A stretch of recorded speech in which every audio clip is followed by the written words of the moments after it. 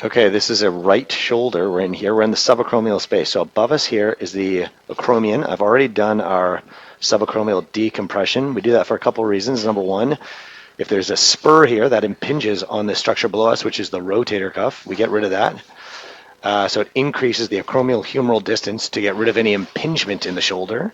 Number two, it helps us see a little bit better when we're doing our rotator cuff repair, which I'm going to show you in a second here.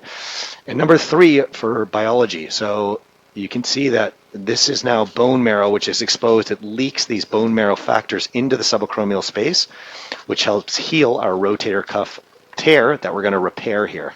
So here is our rotator cuff tear. So this right here is the rotator cuff. I'll just lift it up. This tissue here, which is supraspinatus, should be sitting right around here. And as you can see, it's a full thickness tear, and it's retracted medially. So what we're going to do is we're going to repair this and bring it back down over here to where it should be on the proximal humerus. So that's what a rotator cuff tear looks like. So the first step here in our cuff repair is I'm coming in here with my 4/0 burr, and I'm just trying to remove all this soft tissue here, because when we repair the cuff back down here, we want it to heal into the bone. So I'm trying to debride this bone down to a nice bleeding bed.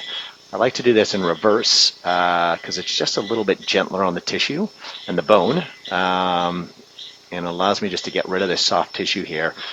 And this is simply in preparation for our cuff repair and to try and optimize our chances that our repair is going to heal back down where we want it to.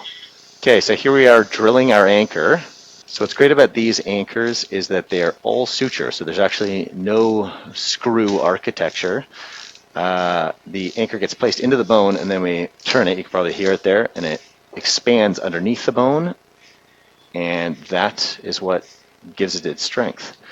So there you go. There's a look at our anchor. It's double loaded. And there I am pulling just about as hard as I can on the shoulder just to show you how strong that is. That looks really good. Okay, this is just going to show you how we shuttle our sutures for the actual repair. So I'm going to start posterior. I got one of my sutures loaded. This is a suture passer. So I'm going to come in under my cuff here. I'm going to go about as far back as I want. I like that. So I'm going to go there. And there you can see the needle passes the suture through. And this thing is a self-retrieving. So hold that. I'm going to take this out laterally here. And there you can see it allows us to shuttle the suture through the rotator cuff. And that's that.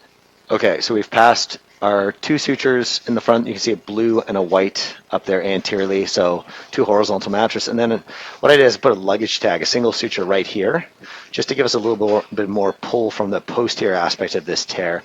And then, as you can see, they're coming out here laterally, and that's going to reduce the cuff back nicely to where we want it to go. We're going to combine these to an anchor and put it over here for our repair. And that's what a rotator cuff repair looks like. But we'll show you our final construct in a sec. Making our threads for our lateral row anchor, which we've combined with our suture. That's pretty good. And now what you're going to see is the anchor threading in there. This is a hollow architecture anchor, so I'll show you in a sec, but it allows bone marrow to leak up through it. So once we get the anchor in, we're going to set our sutures onto the anchor, which you can hear probably a couple clicks in a second. That's good. And our anchor pulls out, and that is it.